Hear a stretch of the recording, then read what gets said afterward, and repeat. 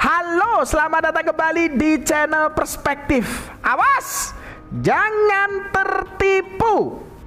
Jangan mau dibohongin sama narasi negarawan seniman SBY yang lagi asik nyanyi-nyanyi. Kelihatannya itu kode ya, kalau dia lagi keringet dingin. Ya panik ngeliat dukungan rakyat ke Mas Gibran makin gila-gilaan. Sementara anak emasnya jalan di tempat. Bahkan ya Bang Adi Prayitno ini sudah buka kartu. Jangan harap ada kemandirian karena Demokrat ini masih dikendalikan penuh sama SBY. Jadi itu nyanyi-nyanyi karena bahagia atau nyanyi biar nggak kedengeran suara paniknya?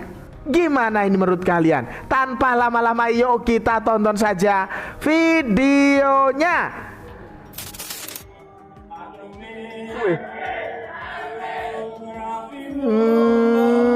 Ini tuh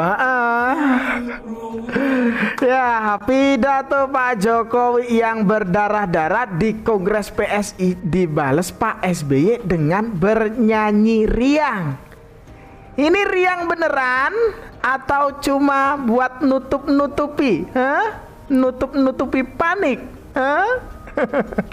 Kenapa Pak Jokowi tidak bisa mengakhiri jabatan presiden sebaik Pak SBY? Masa? Pak SBY mengakhiri kekuasaan dengan elegan, tanpa kegaduhan, tanpa cawe-cawe, tanpa keberpihakan terang-terangan pada capres tertentu. Wah, ini Pak SBY disebut mantan presiden yang akhiri jabatan dengan elegan. Masa seperti itu? Lah sekarang malah nyanyi-nyanyi tuh. Maksudnya mau menghibur diri karena panik ya gara-gara partai gajah ini makin besar atau gimana? Kok rasa-rasanya ini cuma mau menutupi paniknya ya? Gitu ya? AHY kalah jauh dari Gibran. Survei terbaru Populi Center mengirim pesan keras ke semua elit, terutama elit Partai Demokrat. Pertarungan belum dimulai, tapi pemenang sudah terlihat. Gibran Rakabuming Raka menjadi yang paling banyak dipilih sebagai wakil presiden dengan 24,2%, memimpin jauh dari nama besar kandidat politik legendaris Agus Harimurti Yudhoyono yang tertinggal di angka 12,1%. Dua kali lipat, sehingga bukan lagi adu popularitas tapi adu dominasi. Nah, jelas Pak SBY ini panik. Lawang anak emasnya ini makin tertinggal. Dan Mas Gibran Rakabuming Raka ini masih jadi sosok yang digandrungi rakyat. Dan apalagi kita tahu lah ya, seberapa ambisi Bapak SBY ini berkuasa lagi, ya enggak? Gimana ini menurut kalian? Coba tulis pendapat kalian di kolom komentar. Jangan lupa ya, sepil kota kalian biar kita tahu video ini sudah sampai kota mana aja. Sepil di kolom komentar kota kalian. Saya tunggu. Jangan sampai lupa ya.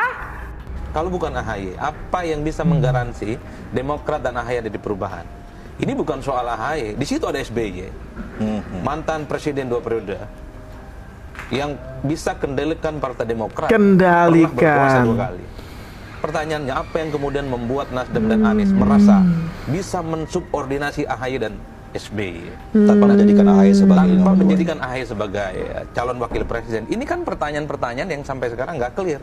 Bukan tidak mungkin AHY itu misalnya tertarik bergabung dengan Golkar, bergabung dengan PKB yang ini adalah gabungan ketua umum partai yang saat ini sama-sama galau. Ya, ini ada video lawas dari Bang Adi Prayitno ya. Meski AHY ini resmi jadi ketua umum Partai Demokrat ya, tapi kendali partai diyakini tetap berada di tangan Bapak SBY. Waduh, Waduh. Ya ini menjadi membuktikan ya kan, ambisi Bapak SBY ini masih kelihatan banget, ya enggak? Rakyat pun juga pasti paham itu. Gimana ini menurut kalian? Saya heran ya, ada yang ribut soal Pak Jokowi.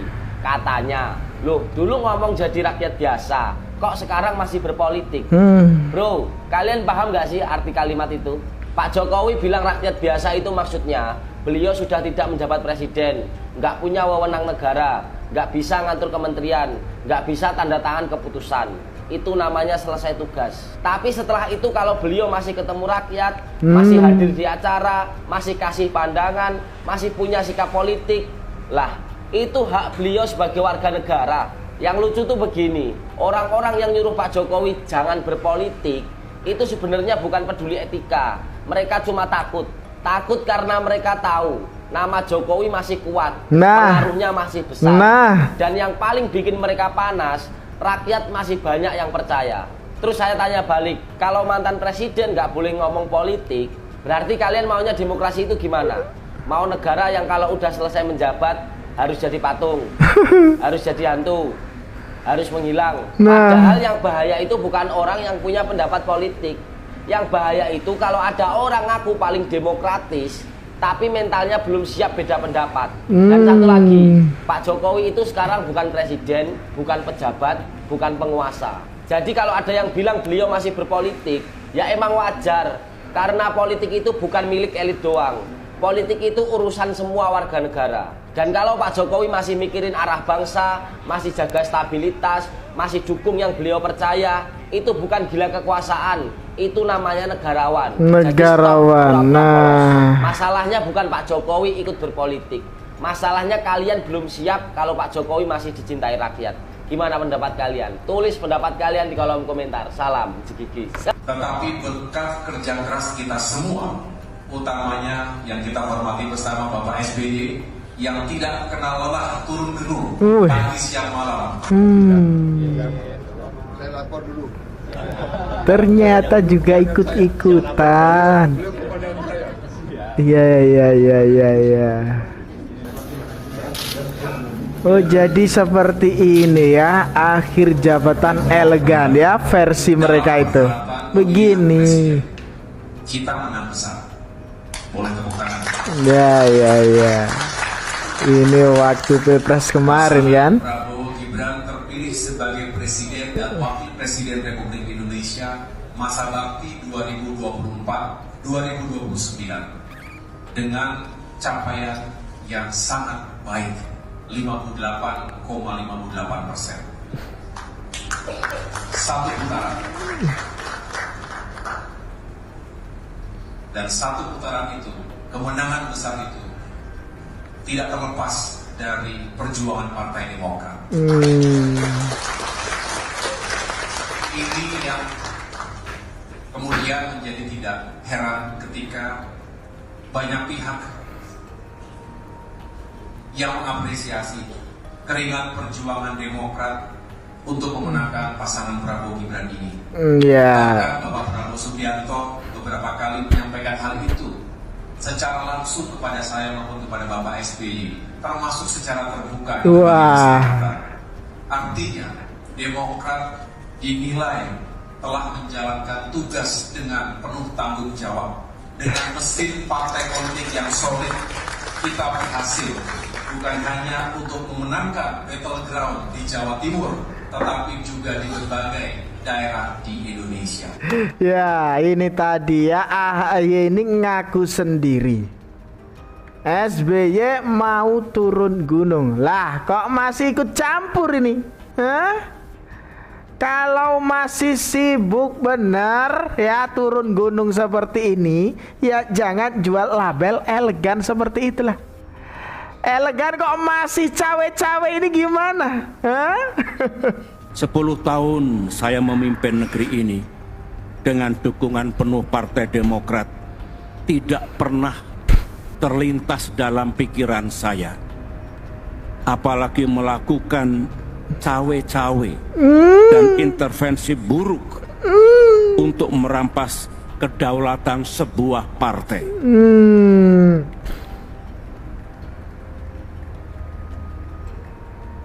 Terhadap partai politik manapun, apapun posisinya, apakah sebagai oposisi atau bagian dari koalisi pemerintahan.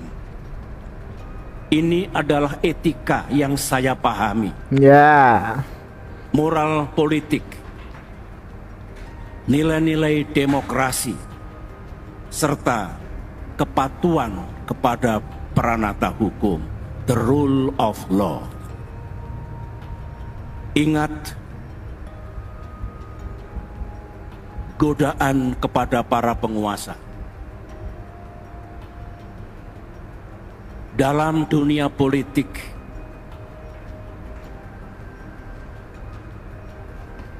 penyalahgunaan kekuasaan atau sering disebut abuse of power adalah dosa terbesar. Nah tuh, ya kan? Ketelan omongan sendiri. Dulu teriak-teriak bilang cawe-cawe itu dosa terbesar. Lah sekarang gimana? Kongres luar biasa pertama di 2013 di Bali.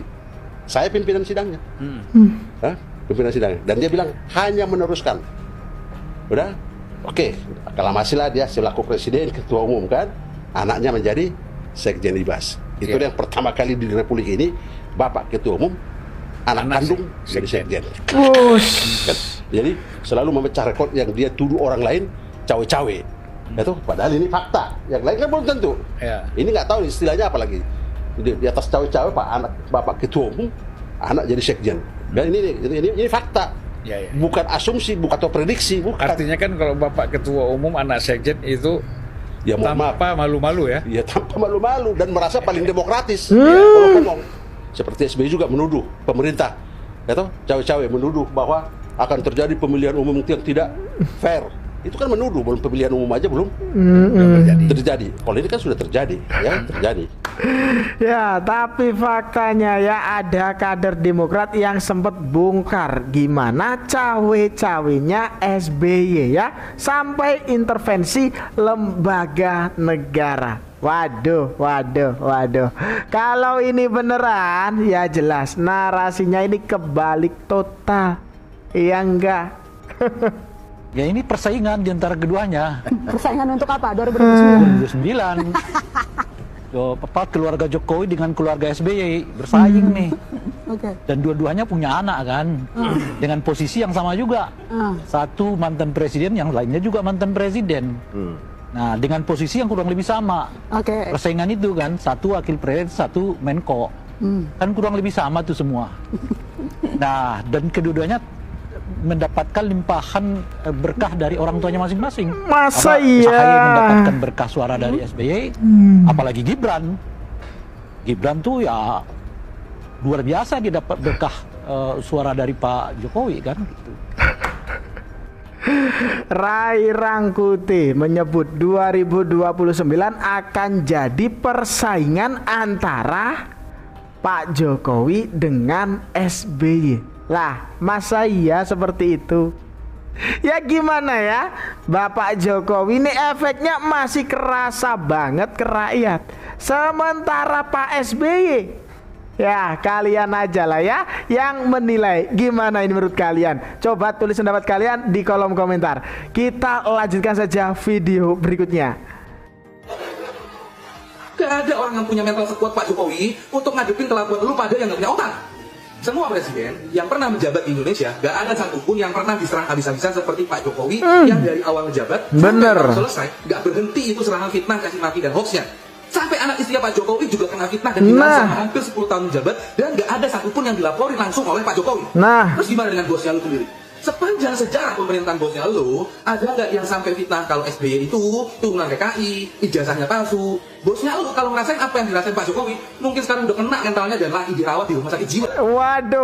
Waduh, Pak SBY ini disebut bakal masuk RSJ ya, jika bernasib kayak Bapak Jokowi. Waduh. Ya faktanya kelihatan ya kan. Bapak SBY itu kelihatannya mudah sekali baper, ya kan? Sensitif sekali ya sama kritikan, ya enggak? Sementara Pak Jokowi ini jelas udah kebal banget ya, dihantam dari kanan kiri depan belakang, ya kan? Difitnah macem-macem, diserang macem-macem. Tapi Bapak Jokowi ini tetap santai aja.